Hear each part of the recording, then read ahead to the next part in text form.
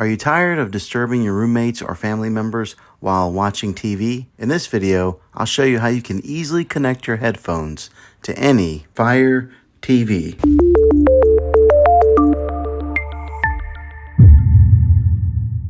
Now, the way to enjoy your favorite shows and movies in peace is to buy a Roku device that lets you hook up your headphones to the Roku remote. When you buy this device, it comes with a pair of earbuds that you can use, but if you want to use your own, you can do that just by plugging it into a 3.5mm jack that's on the remote control.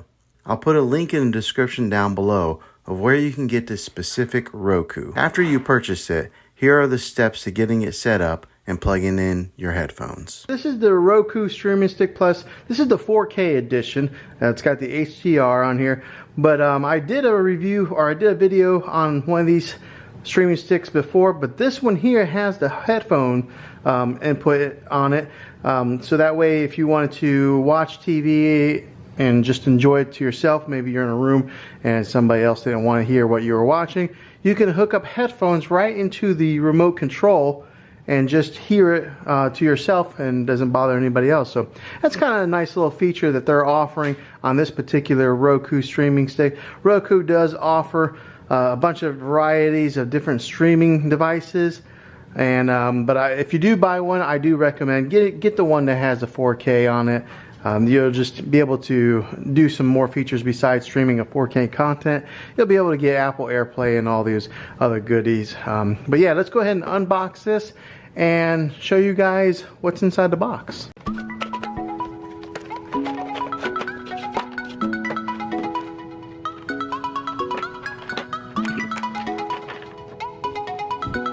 This is what you get. You've got your Roku remote here that comes preset with a few inputs with Netflix, Disney Plus, Hulu, and Sling. And on the side here is where you would control the volume up and down, and it's got a mute button right there. Over here on this side, you'll see that it does have the headphone input. On the top here, you just peel this plastic piece off like that. And then on the bottom, it's got its Roku little label here that serves no purpose that I see besides just branding purposes. Slide the back off here. That's where you put it in your batteries. Also, it comes with your USB connection adapter here that plugs into this right here in case you're wanting to extend the room on your Roku or to plug it into this right here. So what you would do is plug this portion here, or this cable here, into this Roku stick here, and then you'd plug this port into your HDMI input into your TV, whether it be HDMI 1, 2, 3, and then on the other end you would plug this cable into your power outlet. Now there's a couple different ways that you can hook up your Roku. You can either hook it up USB into a TV, which will then give power to your stick, or you can plug that USB connection into this port here, which is a power outlet. If you're able to, I recommend doing it this way. I know that you can do less cable management by plugging it into a TV, but every once in a while people run into issues with it not getting enough power going to the Roku stick if they're plugging that portion in to their TV. So if you're able to, plug it in with your power outlet. Alright, so let's we'll go ahead and get this all hooked up and put into our TV, and then show you guys how to get this Roku stick set up. Okay, well, the first thing that you want to do is take your Roku stick here and plug in the, it looks like a micro USB cable right into the side, just like that. Now we have the USB portion right here. Now what you could do is you could go ahead and plug this into an HDMI port, an empty HDMI port that you have on your television, and then plug the USB in into a slot that you have open on your TV, and that would be enough to give this thing power. Or if your TV does not have an empty USB port here, that's where you would utilize the extra cable here and AC adapter. What you would do is plug this guy here into there, and then the other end of this cable is where you would then plug in the USB portion like so, and then this thing would get power from plugging this into a wall outlet. So you have two different ways of getting power to your Roku stick. Now my TV does have the USB, so I'm going to go ahead and unhook this guy and plug this into the TV. Okay, on the back of your TV here, you should have some of these HDMI inputs.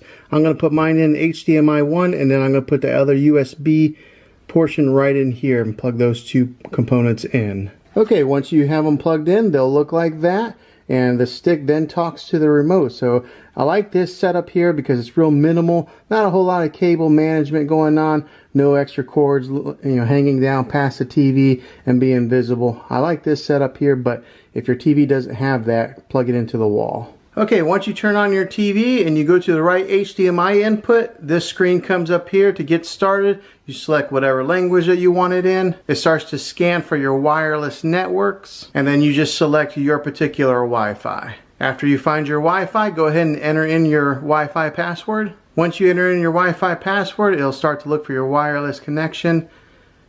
And then once it's connected, those check marks will be marked. Then you'll come to this screen here, and then it'll just do an update to get your Roku set up to the latest firmware software. You'll select OK, and then you'll just let it do its thing. Okay, after it updates, it does its little logo jumping video here. Okay, then you'll come to this screen here where it does an auto detect display type, where it just analyzes your HDMI connection to know if you have like a 720 or a 1080 or a 4K TV. So you just just hit OK. Okay, it realized that mine was a 1080 resolution. I'll go ahead and click to go automatic. Okay, and so now the next step is it'll check your remote, and then you'll just hit OK. It'll ask if music is playing.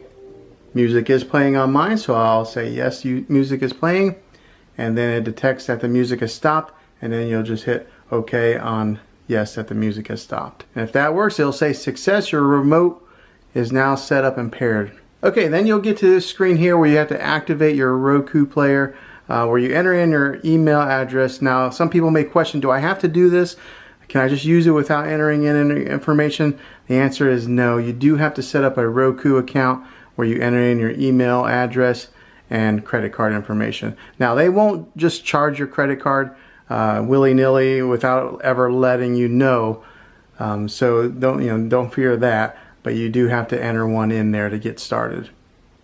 Oh, another quick little tip I noticed on this newer player here, it gives you a remote control battery life signal that pops up periodically, so that's kind of nice. It lets you know how much battery life you have on your batteries. Alright, so then go to this screen here to just enter in your email address and get your Roku account set up, or if you already have one set up, you just log in with your credentials. Okay, next it'll get to a screen where it does ask you to verify your email, so you can just jump over to your smartphone or a computer, click on that email to answer it, and then, for example, I'm on my mobile, I'll go ahead and fill in the rest of the information via my mobile to get the account set up. Okay, once you finish the steps on your mobile, it automatically updates on your TV and it starts to pre-install any apps that you may have selected. Okay, once that's complete, it'll say all done. You just click over and it takes you to your home screen here on your Roku. Okay, then it takes you to your Roku home screen here where you just can click over, and here's all your different apps that you can watch. You'll have to get your account set up if you do have like Netflix or Hulu, Disney Plus. You have to enter in all your credentials, but yeah, this is a Roku. I do like their setup here, their platform. It's very user-friendly, easy to learn, just right out of the box. But yeah, this is how you get it all installed. Hopefully this video helped you out. If it was, go ahead and throw a thumbs up on this. Go ahead and subscribe to my channel. I make tech videos all the time, and I'd love to have you back in the next one. Take care.